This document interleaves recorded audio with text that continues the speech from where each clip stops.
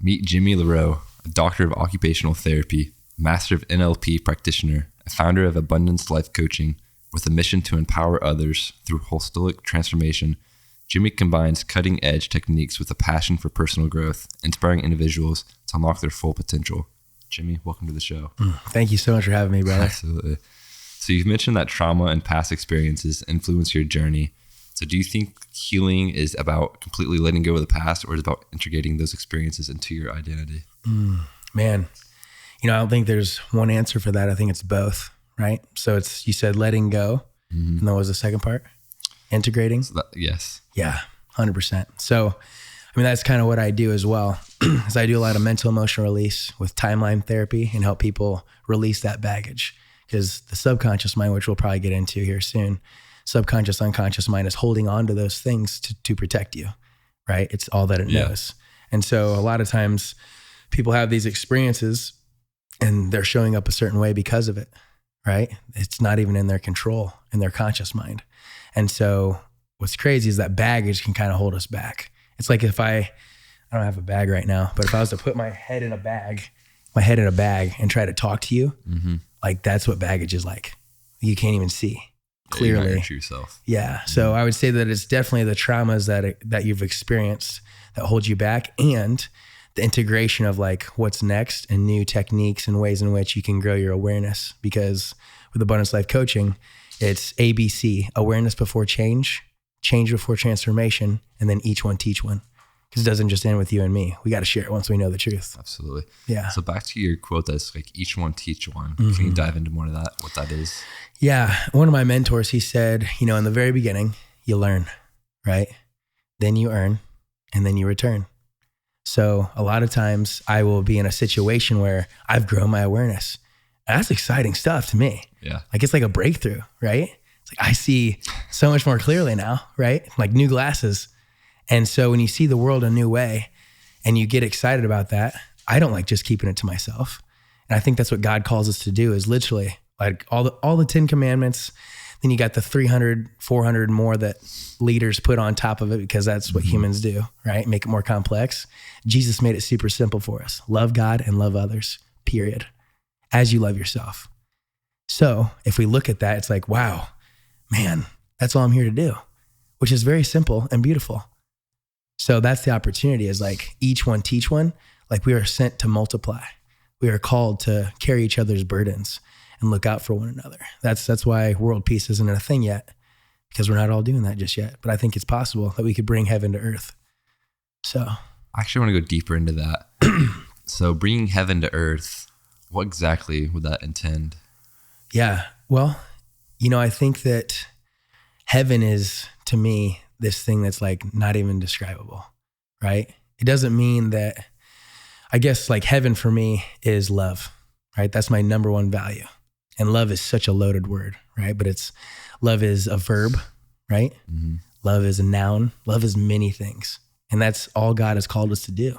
So it's like when I'm able to love abundantly, and then you have that reciprocity, a reciprocal love that comes back, because the giver's gain. I give without expectation, right? Because when I put my expectations in you, love you, bro, but you're probably going to let me down in some way because my expectations aren't calibrated for how you show up in life. And then you can't have a frustration without an expectation. So then I'm frustrated and pissed off. So instead, my expectations are in me and God, period. And when we start showing up like that, bro, like it's cool to love and find the strategies and the ways in which I can touch hearts better. Because once that starts happening and then they touch mine, whoa, right? Like when someone else loves you, bro, it's a pretty cool thing. And I feel like that's honestly what heaven is like, but times 10. So bringing heaven to earth is when we're all just loving each other intensely, immensely, and abundantly. Is that where you mostly got the Abundance Life Coaching?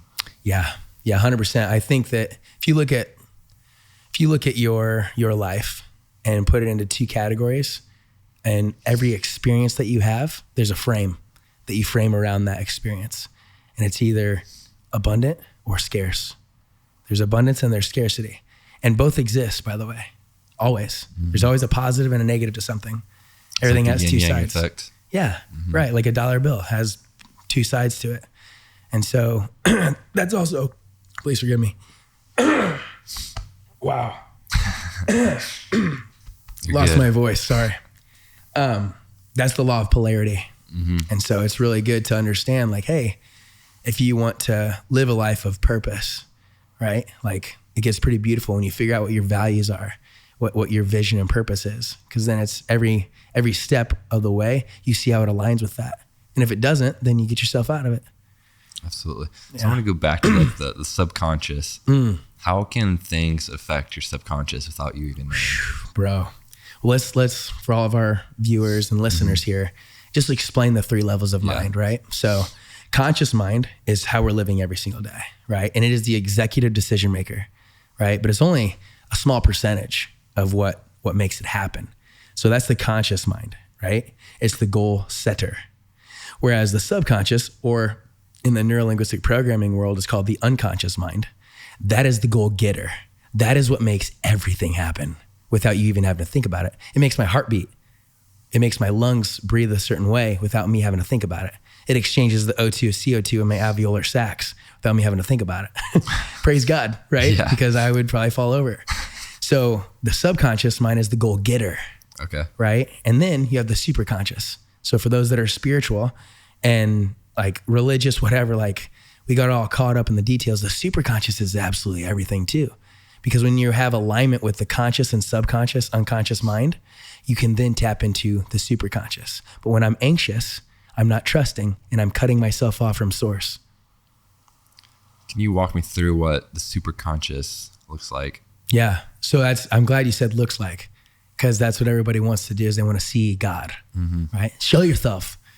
I don't have to do nothing for you, bro. Like, it's his world, man. And so whenever we want to see God, well, I can see him. I see him in this interaction right now, right? I see him in the fact that everything in here was a thought from someone. This amazing technical thing was thoughts. That's deep. It's so cool. It is cool. And God is with us in our thoughts, right? God is with us in all of the material, all the energy, all of the lights, right? The absence of God is the darkness, right? But we can light up anything. And I think, oh man, like we could get into this sometime, but a lot of times people try to get rid of their shadow. But if you get rid of your shadow, you're getting rid of the light. There's a wholeness there, you know, and God is a part of that. He helps you to see more of the light. And he gave us free will. He gave us the opportunity to choose love. And we don't always do that. That's why this world sucks sometimes, right? So I know sometimes people feel like in order for them to grow, they have to go through like all the hard stuff, all the trauma. Would you say that you have to see the dark in order to see the light? Or is there a way that you can just see the light without seeing the dark? Wow, that's a good question. I think that a lot of times people will sabotage themselves. They will have imposter syndrome, all those types of things, because they haven't had this radical story like Jimmy even. Like, I'm not supposed to be alive, walking or using my hand or anything like that. God is great. And so they're like, I don't have a story like Jimmy, so I can't do all that stuff. It's like, what do you mean, bro? Here's what's crazy. I think everybody has a trauma and adverse situation in some way. The wind blows on us all, right? So I do think that with the law of polarity, the law of rhythm, and all these different ways in which life works, is that it is hard to tap more into love if you haven't experienced sorrow, right? If you haven't experienced mourning. And so whenever those moments come up, a lot of times we want to suppress the bad. I don't want to experience it. Please forgive me. Oh, you're good. But they don't want to experience the bad. Yet the hard is necessary sometimes. Like if you look at the cocoon with the butterfly, it has to have the stress on its wings to be able to develop and fly. If you help it at all, it'll die. It won't fly. So it's the same thing for us. Now, the adversity looks at different ways. It could be mental, emotional, spiritual, physical, right? I've had all 4. And most people probably have 2 if they grow their awareness around it. Because sometimes we suppress so much that I just push it down. That's what the ego likes to do, edging goodness out, right? So I keep pushing it down, and that's suppression. And that's where the baggage is. So it's like, I think that everybody has experienced the hard, regardless of how they want to justify or suppress or deny or delete, right? Because that's how we perceive the world, right? I have an experience in a moment. There's 2 million bits of information coming at me at that moment. and I take it through my senses, right? The 5 senses: visual, auditory, kinesthetic, gustatory, and taste, or gustatory is taste, sorry, and then smell. So I take those through my senses, and through the primary ones, then I delete, distort, and generalize that information. And then based off my state that I'm in, that changes my internal representation of the memories that I have to it too. So interpretation, perception is interpretation. So then I have an internal representation of only 126 bits of the 2 million that's possible. So I know that's kind of a tangent. I'm coming back. But like in that moment, I'm experiencing something. And when we can open our eyes to the fact that there's some emotion going on in my body right now, if I could just take a moment to like identify that, what's going on, what do I feel? Then it gets pretty beautiful when we get into alchemization and the abilities to like recognize and alchemize where a metal turns into gold, right? Mm-hmm. That's beautiful when that happens inside. And then you're able to accept what's going on inside, that wholeness, inner child work, all that type of stuff. And then we can pursue our higher self and understand that like what's going on right now. I think that, the hard does exist. And if we always just strive for the easy, like life will be harder. Absolutely. But if we can do the harder, life will be easier in some ways. I want to go back over to like the imposter syndrome. So you've talked about imposter syndrome and self-doubt. Yeah. Why do you think like the human brain is so prone to negative self-talk, and how can we train it to be a source of encouragement instead? Let's go, bro. I think it comes down to a lot of programming and conditioning from when we were younger, right? Because a lot of us parents, and I'm not one myself, I've got the opportunity to see a baby grow up with the first year and a half of its life. And also with all the research and, studies that I've done in my doctorate, like I understand child development very well. And what's crazy is, bro, like on average, a little baby to when they're like able to understand, like let's say 3-4 years old, over 145,000 no's in their life that they've heard, compared to maybe 1,000 to 2,000 yeses. So if you're told, no, stop, don't do that. Calm down, you're done, right? That's your programming. Think about that. If that's what you've been told your whole life growing up, and that's just the 0 to 4, the rest is still, people tell you what not to do. They never tell you what to do. It's always the put off. Hey, don't forget. Why would you tell me what to not do? Hey, remember. It's that simple. Yeah. But we're so primed and conditioned to speak in this negative, scarce way. Yeah, it's not very fruitful. Would you say, how would somebody be more aware or take more action to be more aware of that? I mean, I think that self-growth is a opportunity when they can set that as one of their standards in life, a list of non-negotiables that you do every single day. Let's say 10 to 30 minutes of personal development is one of those. And then within that time, could be reading a book, could be listening to this podcast right here, right? So they're growing their mind and their awareness around something. Mm-hmm. So one book that might help them a lot is What to Say When You Talk to Yourself by Dr. Helmstetter, one of my favorites. And he talks about 5 levels of self-talk, all this type of stuff. All you really need to understand though, is that like when I can be conscious and aware of what I'm saying, my subconscious mind is always listening. And there's 10 prime directives of the subconscious mind. We'll just go over 2 today. Okay. But the 2 that people need to learn and remember is that number 1, the prime directive, number 1 prime directive of the subconscious mind is to make sure that I survive. So it's going to make sure your heart beats, all those types of things. It also, in terms of embarrassment, that's like the number 2 thing to death, by the way, that people are afraid of. So it's going to keep me safe.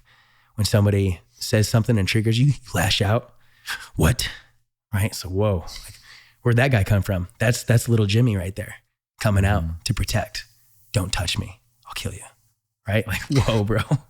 And so with that, the subconscious mind has to help me survive, protect me.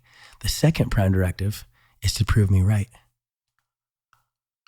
So if it has to prove you right, your self-talk, hey, I'm really bad at names. Sorry. I'll remember your face, but that's about it. So what I just tell my subconscious mind? That I'm not good at names. So it identified that. And there's a lot of other beliefs that are thrust upon us when we're younger, we're growing up, college, whatever, when we're trying to figure out life. People are just what their experiences are. And sometimes perception is projection, right? They're just projecting onto you what their experiences have been. And then you take that belief sometimes, right? Yeah. And so that's really what it comes down to is like, how can I, and let's make sure we answered the question. What was the question again? Your question, what we pretty much answered it. Just like, why do you think the human brain is so prone to negative self-talk, and how can we train it to source Gotcha. positive talk? Absolutely. Yeah. So it's like that understanding. It's like, oh my gosh, I've been primed on the negative quite a bit. First off. Second off is like fear is something that does like save us a lot of times, especially in the old days, right? You run from a saber-toothed tiger, like it's going to save your life. Yeah. But that same type of brain is what's working today in conversations, like when we get embarrassed by bullies or whatever, right? And so I think that like understanding that what's coming out and the self-talk that I'm giving, which is the primary anyways, I can change my talk. I can change the frame. And that right there, I think this is going to help with this question too, is the two things that change the quality of your life. There's two things.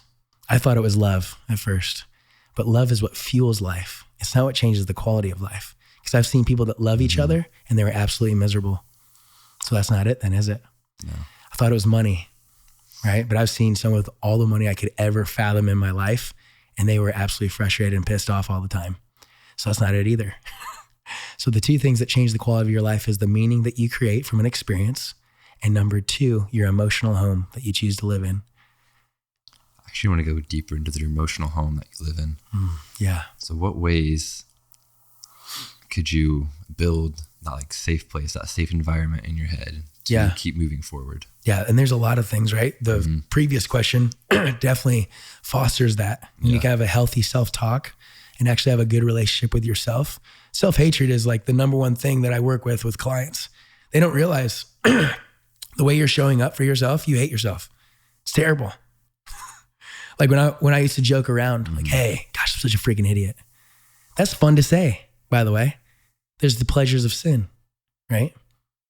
The pleasures of sin. Like it's pleasurable to like be unsober minded. It's pleasurable to beat myself up, but the subconscious mind was listening the whole time, right? So it's like in that same way, if we look at how this is taken, and I'll make sure I'm going to take a drink. If you could say the question one more time. So do you believe the mind or the body? Not that one. Yeah. So it's like the human brain is so prone to negative self-talk. How can we be more of a source for positive talk? Yeah. Yeah. I think that like with that question, so is the quality of life, meaning and emotional home. So then you're talking about the emotional home and like how is that like related to it? And it's like, it's almost everything, right? So that comes down to the ways in which like, if you look at the limbic system, if people want to know some brain anatomy, limbic system like has your amygdala, your mammillary tracts, your hippocampus. So amygdala is aggression and fear. Hippocampus stores a lot of your memories, and the mammillary tracts push out to sensory neurons, your cerebrum. And that's what memories usually are too, is the synaptic strength between neurons. So the more that you think this, it increases the strength between those two. And so you go to that thought more often. It becomes a belief, right? So I know there's a quote out there too. It's like, what you think about is what you become. Yeah. And the way you view things is how you do things, right? Period. So to think is to create. Absolutely. Are there ways that you could like hijack your subconscious? Because I know the subconscious is like very powerful. It picks up everything you hear. And even if you didn't recognize it on the conscious mind, your subconscious picked it up. Yeah, 100%. So I think that one really good thing is like when people start to learn about I am, because whatever follows I am will follow you, right? And God is I am, by the way. That's how he answered to Pharaoh. I am. Tell him the great I am sent you, right? So God is in all of us, and we can tap into that as well, the superconscious, which helps the subconscious. So if I can say I am certain things and actually believe it, by the way, you got to believe that it's possible. So what you need to do, there's be, do, have. You got to be before you can do and do before you can have. So if I can do some things in my life, that'll help my integrity. Because if I say what I'm going to do and do what I'm going to say, that gets pretty beautiful. And then my subconscious mind can trust me. But until that happens, it's like you're a fraud. Yeah. Right? It doesn't believe you. So what if I said that I was going to drink a small glass of water every morning? And I did that every day for like 365 days. You have good self-belief. Yeah. And that's right there. The ability to have integrity and say what you do and do what you said. Now you increase your self-confidence, because self-confidence comes from self-trust, which comes from doing things, right? But then the beingness is what we all miss too. I want to be courageous. I want to be abundant. I want to be loving. I want to be understanding. Those types of things, that comes from those practices. Maybe drinking water isn't that tremendously extraordinary, but it is a piece of it. So maybe another thing that I do every day, which I do, is 10 minutes of gratitude, no matter what. And that changes my beingness, right? Because the best attitude is gratitude. So if I want to hijack the subconscious, right, and maximize it, I want to learn how to prime it. So once people work with me, they go through their values, their vision and purpose, their contribution and legacy. Like I got all these areas of life that they want to tackle, right? Financial abundance, like whatever it is. But and the beginning is a breakthrough session, right? Mental emotional release, where we're going to light up your baggage in so many ways and it's going to suck. And then we're going to release it. And then from there, we're going to set a new avatar and a new aim. Okay. And with that avatar and aim, we get into super deep stuff to where we can actually record you. I like your voice. Sometimes people want my voice, but I tell them like, listen, what's going to be able to speak to you the best is yourself. Mm-hmm. If you could hear yourself in the morning, right when you wake up, that's when you're still in your alpha brain, by the way. So there's beta, which is what we're at right now. Then there's alpha. And so you're in alpha when you first wake up, when you feel like a zombie and you're like not all there. That's the alpha wave. Yeah. And that is with the subconscious. So if you could get yourself some, AirPods or Beats Pro, whatever, right? You put those in your ears right next to your bed as soon as you wake up and you listen to your avatar. Maybe it takes 3 minutes. And then you listen to your aim. So the avatar is B, creation. That's B, creation energy. I am these things. I am being these things. And then the aim is what you're doing, right? So what I'm doing is then getting me to have the life that I want to have. So if you could do that every single morning, prime your subconscious mind with what you want. Mm-hmm. A lot of people focus on what they don't want, but where focus goes, energy grows. Yeah, I know Tony Robbins says flows, but I like grows because you're growing something. You keep watering and giving sunshine to this plant in a certain way, good or bad, by the way. A belief is either faith-driven or doubt-driven. Doubt is a belief, and doubt transitions into then anxiety, right? But faith turns into anticipation. Anxiety is just me expecting an outcome that's not going to work. That's all it is. Why would you do that? Yeah. So I know there's something else out there. It's like your brain can't pick up of what like is bad or good. Whatever you say is going to grow. Like if you keep on talking bad, it's going to grow bad. And that's the subconscious mind. Always listening, right? And it's here to prove you right. So it doesn't know if I'm joking. Absolutely. It doesn't have a sense of humor. Like literally whatever you say, it's listening and it's going to prove you right. It's going to work. If you look at Think and Grow Rich, we got that book out here, but like Think and Grow Rich, Napoleon Hill was going to name that book The 13 Principles of Wealth. But before the night that he went to get it going, he told his subconscious mind, give me the best title that will touch the most people's hearts. And he woke up and he said, Think and Grow Rich. The subconscious mind gave him the answers. So it's crazy how the subconscious mind can work because it's always 100%. Working 24/7. It is. And that's amazing, right? And it can work for you or against you. It's doing whatever you say. Yeah. Isn't that beautiful? It's very, very crazy how it can all work and awesome at the same time. Yeah. Yeah. And a lot of people like to brush it off and stuff. It's like, it's one of the most important things. Yeah. You have to take accountability if you want to grow. Amen. Amen.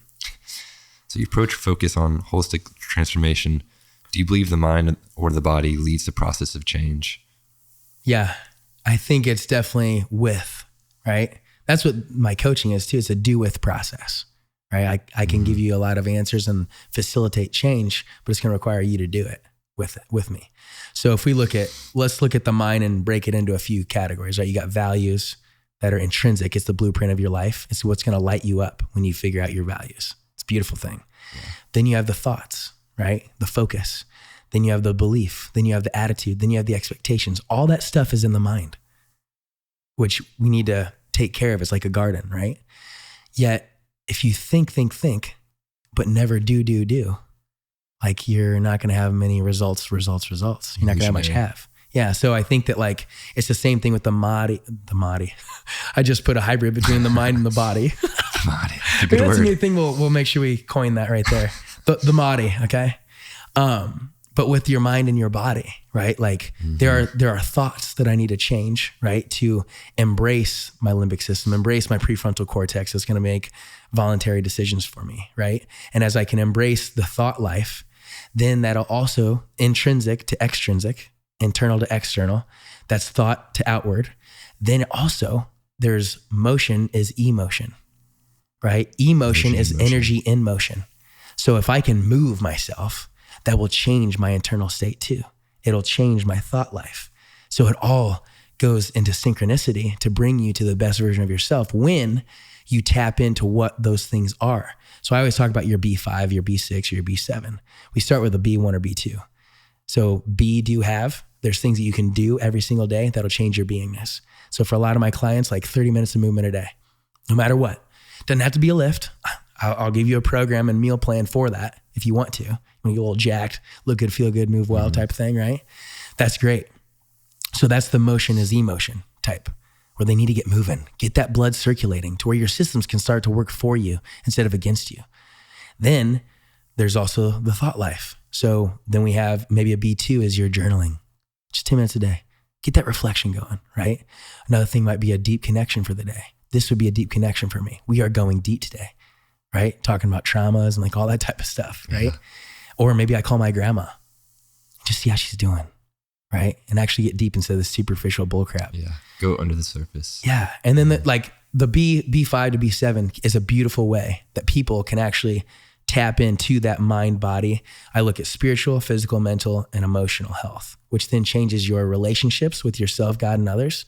And then that changes your business. Those are your two chairs that sit at your table. And so when we can actually tap into that synchronicity of the mind and the body becomes super beautiful. What's the one piece of advice that you wish you would have known sooner before you started? Man, I would have loved to have known Romans 12:2, to not be conformed to this world, but be transformed by the renewing of your mind, which I thought was like, oh, once that happens, I'm good. But it's a moment by moment decision. I forgot. I didn't know that. And so when I started to get in this personal development journey, I thought I was untouchable, right?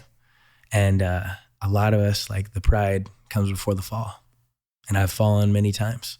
And that's what's so cool too. That was like literally losers, like winners are just losers that never gave up. Exactly. I was about to say, you don't fail till you quit. Exactly. Yes. Failure is growth. In some type of way. Yeah. And so like you fail early, you fail often, you fail forward. Right. And so it's like, that's the relationship between that. And I think that, the advice that I wish I could have had is to like, get me out of shame.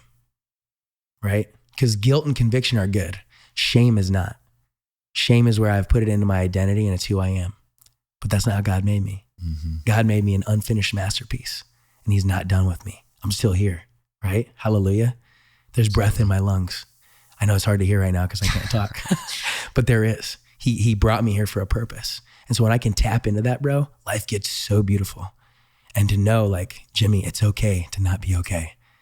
I would have loved the advice of like, it's okay to not be okay. And that Romans 12:2, like I can change my mind, my thoughts in a moment. It doesn't have to take all this time. Like a lot of people, they look at Peter, right? When he was walking on water, walking towards Jesus, and they're like, oh, he took his eyes off Jesus, and like, that's the message. Yes.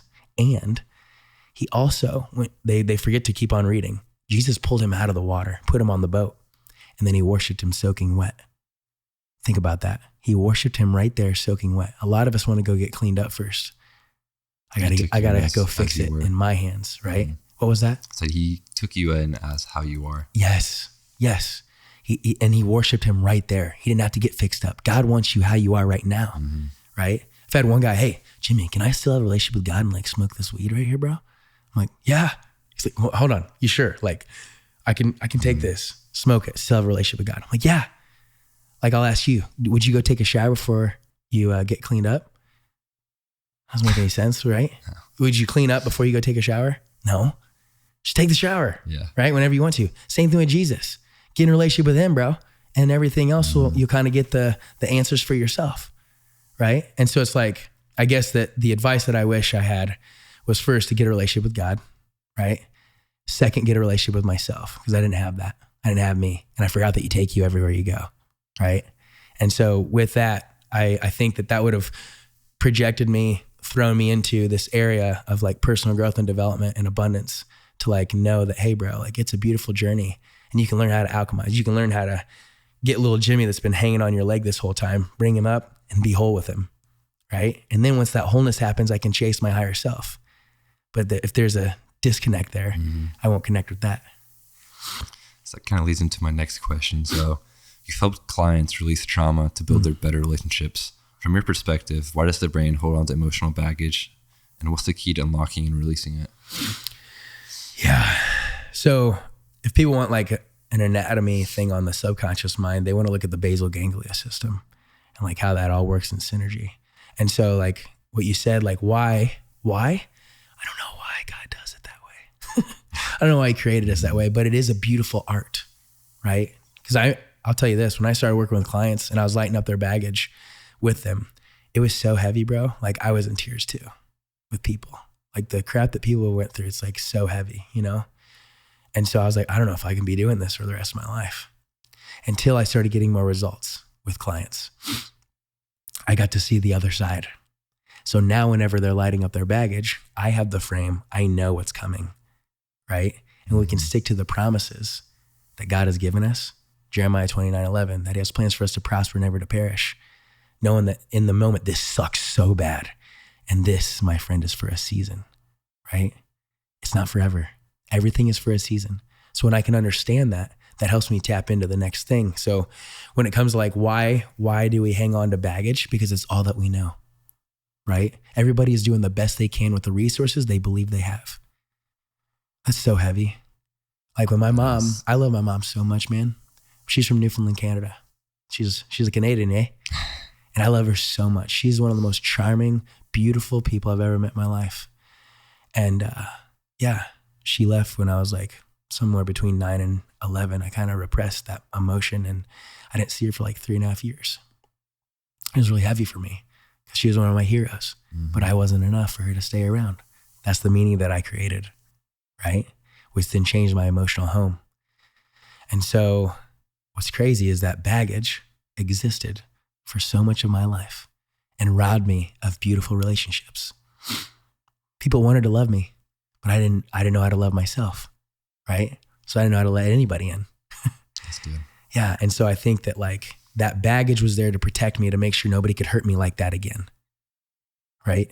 And now that I know that it wasn't serving me, I have a new way, new programs that I'm building with my thoughts, right? With my thought life, with my emotional home and the meanings that I create. I'm changing the narrative. I'm changing the story right now, that I know that I'm going to attract my significant other. For the rest of my life, we're going to be the best team ever, right? We're going to come from a place of curiosity instead of judgment in our life. And when we can be in a place of curiosity instead of judgment for ourselves, life gets pretty neat. Yeah. Because curiosity and judgment cannot exist in the same space. Are there ways that you kind of like open back up to let other people like, or for yourself to actually feel loved instead of acting it? Yeah, I think that I went like, honestly, so overboard. I became such an open book because I was like, you know what? Like I'll share all of my life. I'll share all my mistakes because people can learn from it just like I have, right? Then I learned that there's a good thing called balanced vulnerability. I don't need to share all of my life with every single person, right? Like it's okay to like have an inner circle, right? That you do share all of your life with.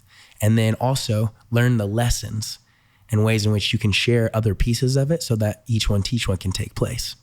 So I think that, just to really dive into that, it's like, how can I really have a love for myself and help to understand that facts tell and stories sell, right?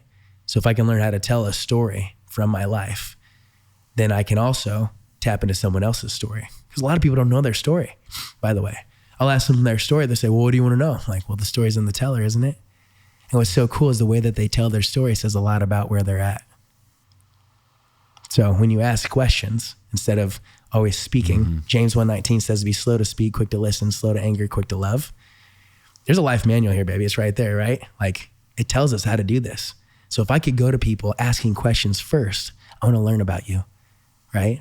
And then there might come an avenue where you're going to learn about some of the things that I've learned from, and it might help you. But I'm always in this place of like curiosity. Yeah. Just, there's also something else out there I saw. It's like, you always have to be willing to learn. Whenever you stop wanting to learn, that's when you die. Yeah, bro. That's my second value is learning. I'm obsessed with it. That can be another topic that can get pretty deep. 100%. It's just learning. Yeah. You're either growing or you're dying. Absolutely. Is there one book that you would recommend the audience who's listening now to read for them to be finding themselves? Or I guess a better question would be, what book did you read to find yourself? Yeah. I mean, I'll give you 2 books here. Number 1 is the Bible, but please don't read it by yourself. It's very difficult to understand. I'll be honest. Like God, it's so simple, but like, man, I needed some help. Yeah. And I've had a lot of mentors and people that have helped me understand it and see how it's like literally an instruction manual to live life. There's put-ons and there's put-offs. Absolutely. Right. And so I would say, get in there, get in that Bible, get into the Gospels, look at the life experiences that have taken place in there and see how it translates to yours. Right. Because that word never ends. So that would be the first thing. And then the second one I would say is probably The Game of Life and How to Play It. And like that, Florence Scovel, like she is amazing. Okay. And she does such a good job of like showing how this is life and it's a game. And Jesus shows us how to play it. You know, it's a life of giving and receiving. And many of us don't know how to receive. And what's crazy is the biggest takers are the ones that won't receive. Think about that. When someone wants to give to you and you're like, nah, I'm good. Bro, you just robbed that person from giving you a blessing that they were called to give to you. Go ahead and receive. Amen. That is very deep. Yeah. I like that one. I'm gonna have to write that down after this. Let's go, bro. So you faced personal and professional challenges that tested your faith and values. How do you think the faith and spirituality affected brain function and decision making? Oh my gosh. I mean, so that's what we were getting into too before, is like when I have the focus and I've enhanced either a belief of faith or a belief of doubt. The belief of doubt goes into anxiety, which is expecting the worst to happen, versus faith belief then translates into the feelings, and then the feelings turn into anticipation, which is me expecting the best to happen. And both can be true. So like in my faith and knowing that God exists and that he is with me, Emmanuel, God with us, that has changed everything for me. Like when I make a mistake, I'm like, I felt all alone. There was nobody with me until I learned a relationship with God, which was after like 21, by the way. Yeah. So just my past, like, what was I, 21? I'm trying to think. I was 19 when I got my head-on car collision. And then next year was probably 20. So I think I was 20 when I found God. I knew of him, but I didn't know him. And once I knew him, bro, the faith and the spirituality is absolutely what's taken me through absolutely everything. Like knowing that you're not alone and learning more about what he says about what's happening. It's like, okay, I get it. Like this test, this trial, this tribulation is going to help me develop more character, help me develop more perseverance and the abilities to connect with myself, connect with God, and connect with others. To see that resistance, trials, tribulations, they're all necessary for my development. When you reframe the meaning like that, everything is an opportunity. And that is probably my biggest tagline that everybody talks about with me is what an opportunity.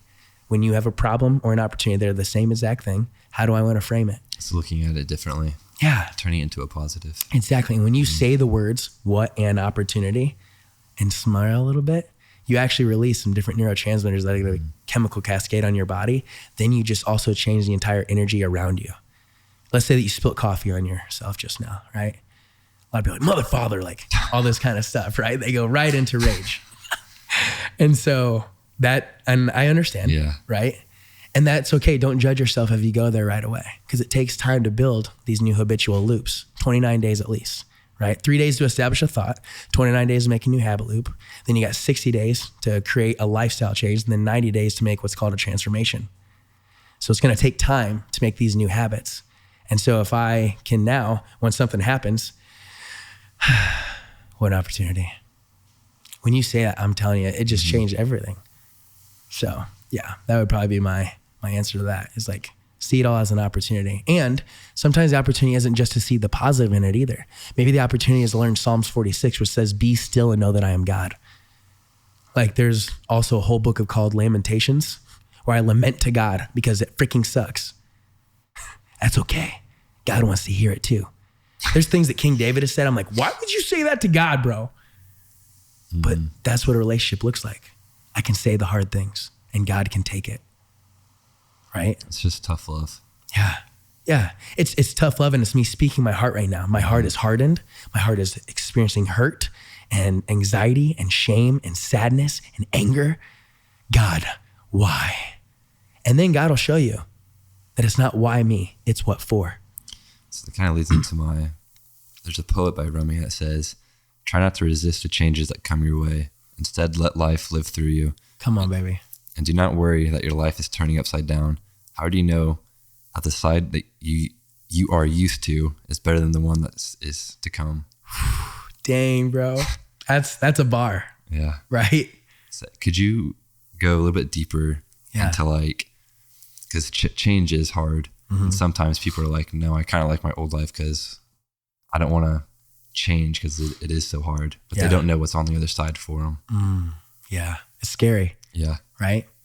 And I mean, Jesus said to be anxious for nothing, right? Let tomorrow worry about itself. Be present. Be where your feet are. That's a big thing that I like to embrace with my clients and embrace with myself, is to be where my feet are, right? Because I could be here objectively right now, but I'm not always here subjectively, right?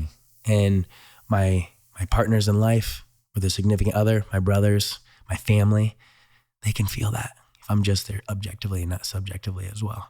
So it's like in that resistance that who's that by again? Rumi.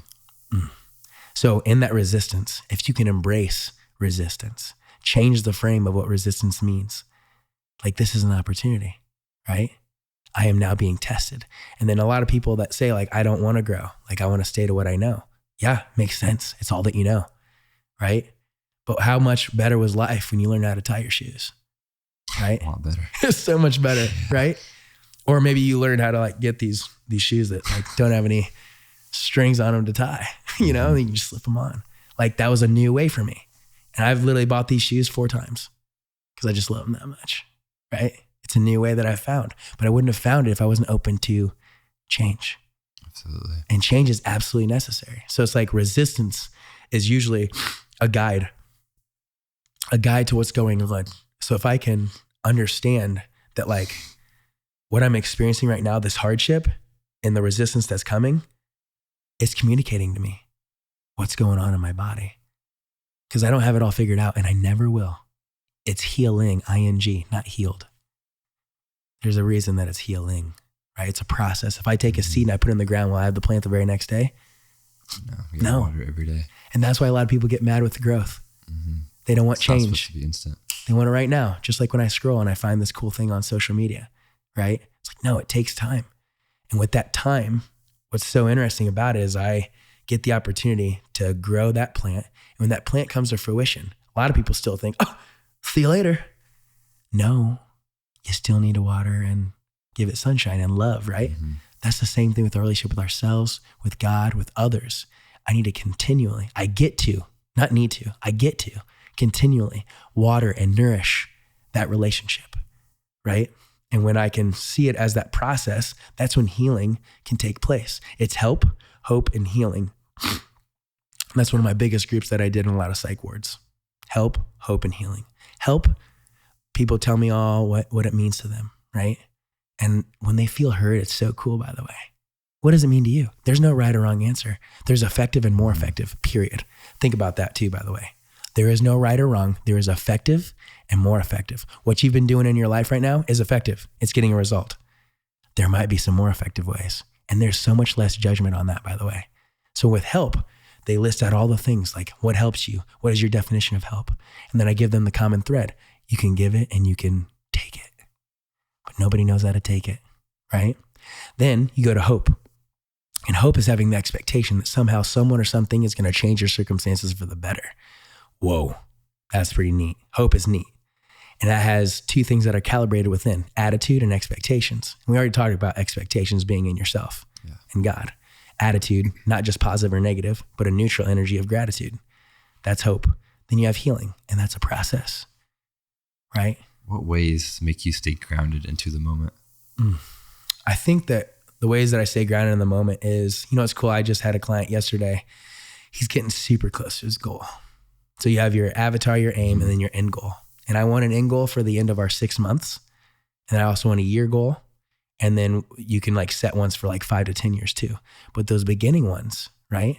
It's cool when you start to get to the end. And I say at 90%, you need to celebrate. But celebrating is a different thing to different people.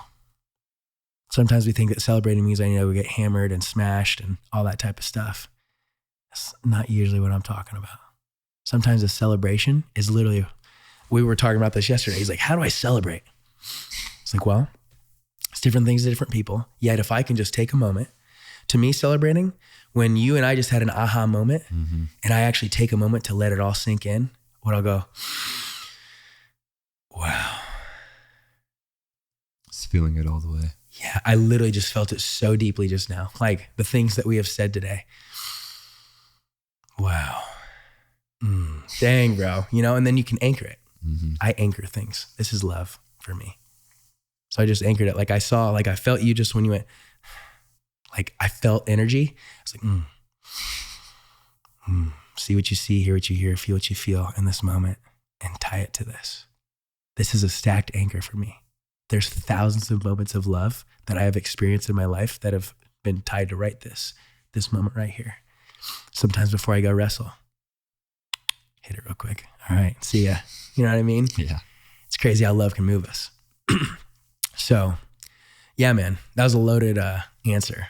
It's all, I like it all. It's a lot of learning, and I think it's gonna be a deep one. Yeah, bro. Thank you, man. So you faced personal and professional challenges that tested your faith and values. How do you think faith and spirituality affected your decisions on moving forward? Yeah, that's good. I think that the ending of that question too is what's everything. Moving forward, right? I can't move on to the next chapter if I keep reading the last one. Everybody keeps rereading the last chapter and what they did or didn't do. It's like, bro, that's the last chapter, family. Yeah, you got to focus on what's coming and what's present. Exactly. Yeah. What's right here. That's the most powerful moment. And then what's coming. And what's coming is also determined by how I'm going to process this moment and move to the next. And so I think that the faith and the spirituality part is everything for me, because I know that God is for me, not against me. And even when I'm not, and even when I am against him in my thoughts. Because my thoughts, man, my heart is wicked and deceitful. I'm one of the most rhetorically mastered people that I know. I'm very good at persuading, including myself, right? I get what I want. Absolutely. I can justify and all these types of things. But I've learned now, it's like, no, bro. Look at what happens when you put things into your hands. Look at Abraham in the Bible, bro. He put things into his hands. He slept with his wife's servant, right? And then he made Ishmael, who was in the whole freaking clan of Ishmaelites, which is this very dark, not good thing. All because what? He put things into his own hands. God told him that he was going to have a legacy. God was like, chill, bro. I got you. He's like, I'm getting old. When's it going to happen? Yeah. It's like, stop, dude. God's got you. I'm in the same situation my way. I'm 32 years young. I like to say age is a level, by the way. I'm level 32 now. That's cool. I actually want to hit back onto that. So I know there's emotional age and then your physical age. Are there ways that you think people can only connect to you if they're at that certain level? They can only meet you so deeply as that. That's a good question, man. I think that, so with the level, right? I've changed the relationship of growing, right? When I'm in my 40s, great. When 50s, great. 100, 140, great. You have a lot of wisdom to pass down. Yeah, right? I have a lot of opportunities to keep on growing too. So I think that's another thing that people can look at with relational compatibility. There's so many forms of compatibility, by the way. I don't have the book out here because I gave it to a friend, but it's called The Sacred Search, right? Another one that I gave to a friend is What to Say When You Talk to Yourself by Dr. Helmstetter. Both of those books are great. And so when you look at the forms of compatibility, there's environmental compatibility, relational compatibility, recreational compatibility, like all the spiritual compatibility, all these things that you need to consider for that forever partner, because that's your teammate for life, bro. Right? So when you ask the question, does that emotional age and other ways of wisdom affect your relationships? Yes. Right? Especially the one that I want for the rest of my life. That's why I have 3 levels of negotiables. I have what I want to get in a relationship. I have my negotiables, and then I have my non-negotiables. If these happen, it's over, period. I'm not justifying anything because of the thought that we were going to be great. No, it's done. So in that, I think that if I have one of my things that I want in life is like an emotional connection, but also intellectual. So I want to be able to have good intellectual conversations like this where we're sharpening each other and listening to one another, right? I don't want to me always be pouring out, right? I want to hear from them too. That's why God says to be equally yoked, right? And that's the 33% rule when it comes to beyond your significant other. Like, it's good to hang with people that are at the same level as you 33% of the time, 33% of the time with people that are above you, you're learning from, and then people that are below you in a way, in terms of their milestones in development. You need to be reaching. The only time I'm looking down on somebody is when I'm reaching down to pull them up with me, right? Exactly. So that's that 33% rule. And I think that, yeah, like, does that affect it? 100%. And that's where we all have the opportunity to pursue awareness before change. Have you read the Law of Attraction? Yeah. So what's your biggest take, or your couple biggest takes on that book that you've learned? So what people need to, please forgive me. What people need to really understand about that book is 2 things. My thoughts are vibrational. So I put out thoughts. That's the vibrational energy that puts out. My emotions are magnetic. It attracts, right? So I have a vibration. And then when I tap it into an emotion that can match it in a healthy way, I'm at what's called a frequency. And there's a frequency that we can be put at. That's why I think you and I met. I was on a frequency that put me with you, a divine appointment, divine intervention. But it only happens when my thoughts are fruitful and my emotional home can match that, right? You meet people and you gain the attractions of like what frequency you're on. Exactly. Yeah. And maybe that day you weren't feeling good, right? But you were able to push on push beyond to go to this place that you were called to, be at that divine appointment, which then led to this. And even when you weren't feeling well, could you be in a space of curiosity and loving God and loving others versus being like kind of selfish, like, I'm just gonna keep to myself. I don't feel good. Screw all this. Sure. That's okay. Everything is fine, but not everything is super fine. So yeah, man, I think that that's the law of attraction right there. It's just like, what are the vibrations that I'm putting out? Thoughts are electric. Emotions are magnetic. So when you can learn how to synergize those things, you'll be at a frequency that's unmatched and things start getting pretty neat. So back to the frequency, what are ways that you can either higher your frequency or like keep leveling up? Yeah, I think that getting yourself a coach is everything. Mm-hmm. Yeah, like I would say that for those that get a coach, my first question is, who's your coach? Right? Because when they don't have a coach, it's like, but you want me to get a coach with you, right? So it's like, I think that when we get a coach, a one-on-one coach, there are ways that I show up, bro, that I cannot see, okay? I'll say this. I had what I thought was like the best double leg in the world, okay? Super good. I thought I had the same double leg as Jordan Burroughs. He's a 5-time Olympic gold, 5-time world medalist. Beast, gold, baby, right? So I thought, in my thought life, I looked just like Jordan Burroughs. But when I got a coach, right? Coach Irwin and Coach Anderson, who just beat the freaking crap out of me all the time. It was amazing. I loved it. But they could see things that I couldn't. They showed me film. They recorded me. And they showed me. And when I saw it, I was like, oh my gosh, I don't look like Jordan Burroughs at all. My elbows are out. My hips are over. And the only reason I'm getting my double legs is because of the willpower that I have. Mm-hmm. So they corrected my form, and my doubles now do look like Jordan Burroughs, right? But I would never have gotten there without a coach, because you think you got it going on, but you don't. Yeah. Yeah. It's always better for a second opinion or a second eye. Exactly. Yeah. So they can see through like walls that you can't really see through, that your trauma is blocking. Exactly. They can hear it in your self-talk, right? The ones that are actual experts. A lot of people, they read 2 books and like, oh, life coach, me, saw dude. And it's like, man, like, how about you really become something to be able to tap into that for other people, right? And so I would say that, and like, let's make sure that we answered the question too, right? The question was like, how can you... I think the question was... It's such a good question. It's like, we lost it actually. It's okay. A second. Might have just been like how to get there, right? Yeah, something more profound. Yeah. More profound. Right. And I think that the way that we need to do that is to be open to a coach, right? Because that's a lot of times the first thing that goes when we look at budget, right? Oh, well, you know, I need to get my one vacation a year or this or that, or I need to make sure I can get this next cell phone or whatever those things are, as opposed to investing in themselves. Exactly. Right. And I'm telling you right now, that's the best ROI there is. The best return on investment is yourself. And I'll tell you right now, bro, like after I went through my divorce, I spent over $40,000 on myself. Yeah. And it has absolutely been paying off. One thing I've noticed is when you do invest in yourself, you do become better, so which you can make more. Exactly. Or give more, or whatever your purpose is. Yeah. Now you can contribute more. Everybody to you here in the 3 levels is you're capable, responsible, and contributing, whether good or bad.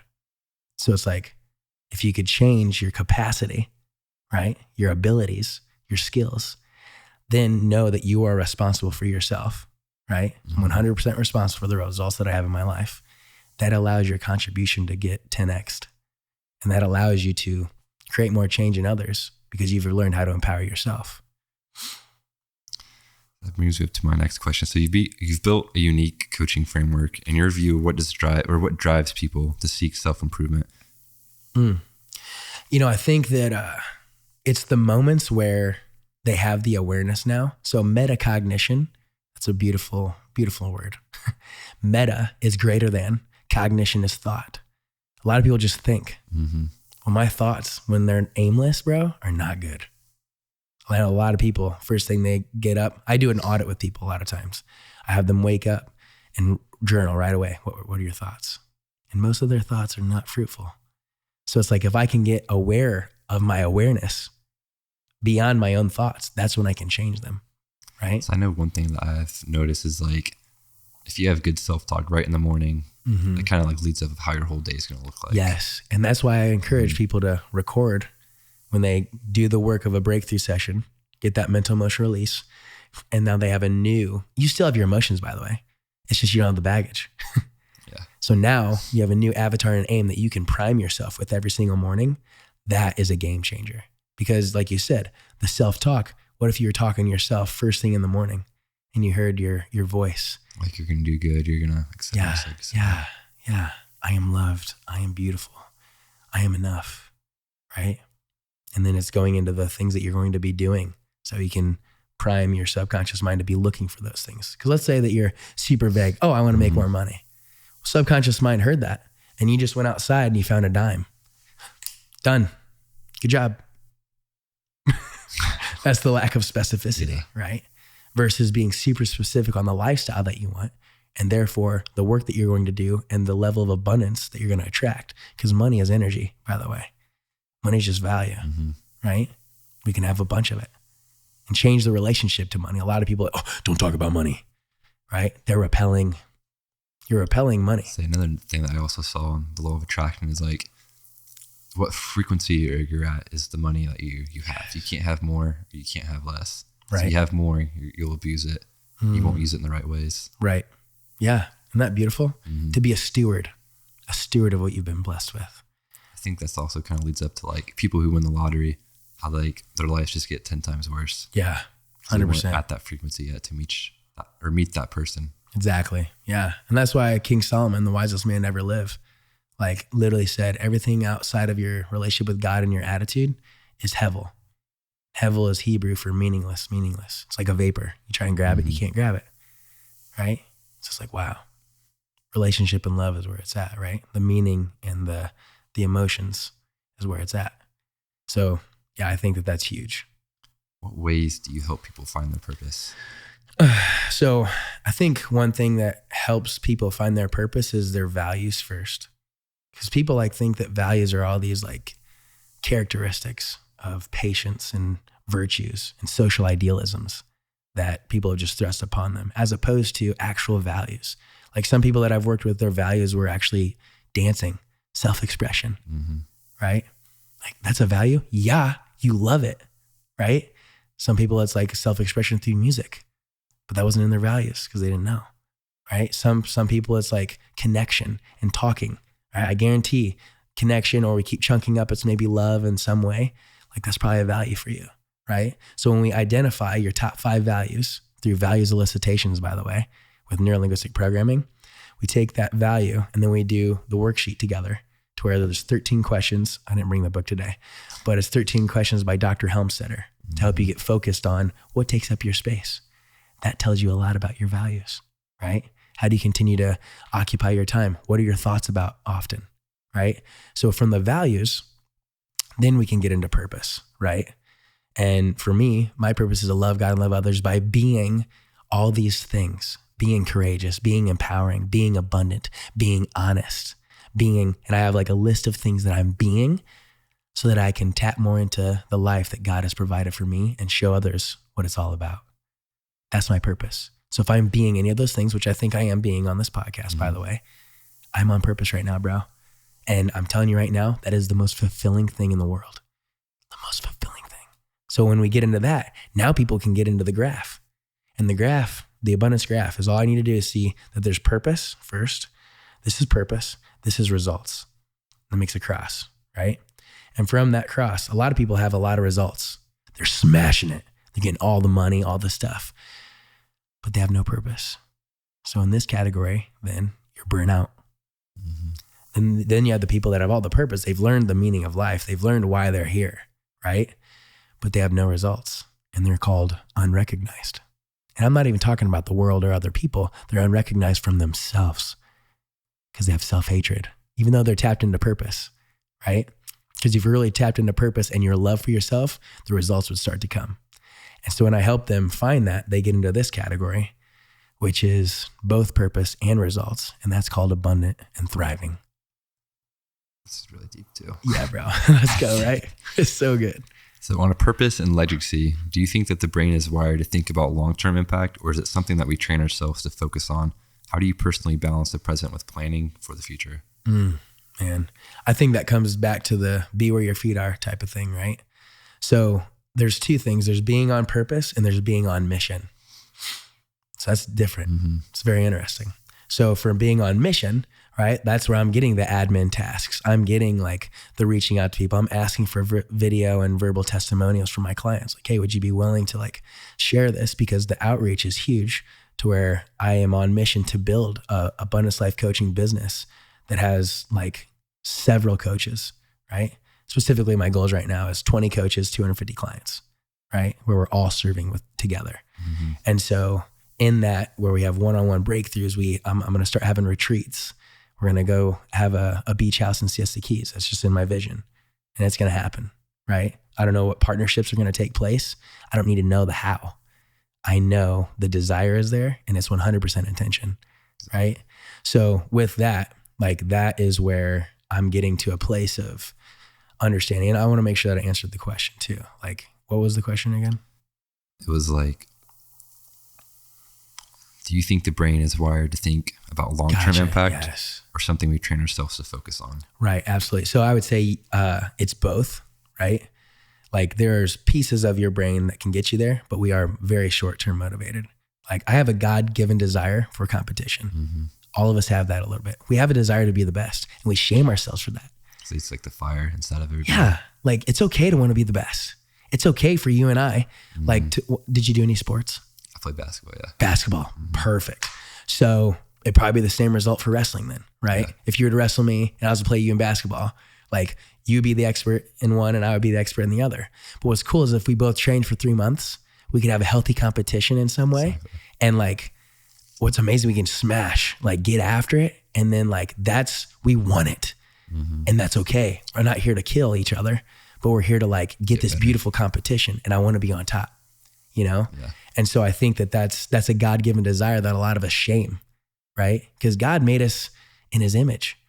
So God created the heavens and the earth. That's the very beginning of the Bible, by the way. So what is he telling us? He's telling us in the very beginning, just in case you don't read the rest, notice this: I am a creator. And then he says God made us in his image. So he made us to what? Create things and make things, right? So that's literally in the very beginning. And then there's, I think it's Genesis 1:28, if people want to look it up, 26 to 28, is talking about the formula of how to do it. And it's basically be. It's like a fivefold command: be, do, have. In the very beginning of the Bible. Isn't that neat? You want to be first. Do, have. Have you had an encounter with God? Oh yeah. All the time. Yeah. And you know what's crazy? Like, I've never heard an audible voice. I've never heard God like all of a sudden start talking to me. Right now, it's not been an experience for me. I've just definitely felt like an entire body, like euphoria and like goosebumps. So like my whole body was a goosebump. You feel me? Like when I had salvation, when I was saved and I accepted Jesus Christ as my Lord and Savior, and I chose to walk with him the best of my ability, knowing that I might mess up, but knowing that it's only okay through him. And then I've been on this process of progressive sanctification ever since. And so what's cool is after I had that salvation, I now have the Holy Spirit too. And that helps me to discern right from wrong. Right. And I don't always listen to it though. And that's where the darkness comes. That's where you get the chance to choose. Right. And you get the chance to remember God's love for you in those moments of temptation and trial, that you can choose it. 1 Corinthians 10:13 says, no temptation or test can overtake you. Everyone is tested, but God, which is in the active voice, by the way, but God is trustworthy and faithful. He may not take me out of the situation, but he will deliver me from the temptation and the test every single time. He always makes a way of escape. I think that's something that a lot of people would like kind of mistaken, where God puts you in those, or if you ask to be strong, he's going to put you in times where he allows it, right? Yeah, I think that's 100% true. Like you will be tested, and it's an opportunity, right? And even when the test comes and you fail, that's what's so cool and interesting. That's a whole nother podcast right there, but just like how schools work. Like they test you, they give you a test, and then that is a reflection of how smart you are. It's not true at all. It's not true at all. It's honestly just a reflection of what you know about it right now. Yeah. And you can change that. If kids could understand that, like that's not you. That's just what you know about that for now. And you can change that. I wish they would let us retake tests. Honestly. It's because I know in life, like you're not given practice tests. You're given the test and then you get the results. As in school, it's opposite. Right. Yeah. And a lot of times too, like for those that have cheated on tests, that type of stuff, like they're using their phone or whatever, like that's actually what life is. You get to go back to the blueprint. If you don't use the blueprint, you're going to build the dumbest house ever. Yeah, exactly. Like, so that's just interesting to me that like schools kind of program your mind to think in a certain way to benefit. Yeah. And it makes your identity in a certain category. Yeah. And it's like, no, bro. Instead of embracing yourself, because God made everybody to be different. So everybody can help each other. Not all would be the same. Exactly. We're all unique. We're all made in like a different gift and way in which we can bring our gifts and abilities to help each other. So yeah, I think that like in that same vein, like avenue is that our chance is to learn how to maximize our skills, our growth. And then from that place, that value, that contribution is again, heaven on earth. Have you listened to Pink Floyd? Oh yeah. So yeah, I think that the machine is kind of like the school program. Yeah. And then at the end of it, it's like, you're just another brick in the wall. And it's like you graduating. Another brick in the wall. The songs get pretty deep too if they actually listen to the lyrics. Yeah, it is. I was just listening to, man, I almost want to pull up my phone. But I was out in Pennsylvania visiting my mom. She did move back like later on to Pennsylvania. And so I was listening to Pink Floyd and I was like, something about flying. I don't know. It was a beautiful song. It's just crazy that you said that I was literally just listening to the other day. But it's right. Like, unfortunately, you're just another of this. You're just another number. And that's so unfortunate because every single person is an unfinished masterpiece. And if you could tap into what God has given you, you could create the most value ever. And what's crazy too is like the be, do, have formula. A lot of people don't want to take the time that it takes to be and do. And that's why crimes happen, right? Because I can maybe just take from you in that moment instead of learning how to be and do. And that's why life is unfortunate sometimes, because I learn win, lose as opposed to win, win, right? And learn how to actually tap into my beingness and my gifts of doing so that I can have a life that God has for me. Yeah. Jimmy, thanks for joining Ambition Blueprint. Thank you, brother. Appreciate you, man. That was fun. That was a good one. Yeah, bro. Thank you so much. That was a good time.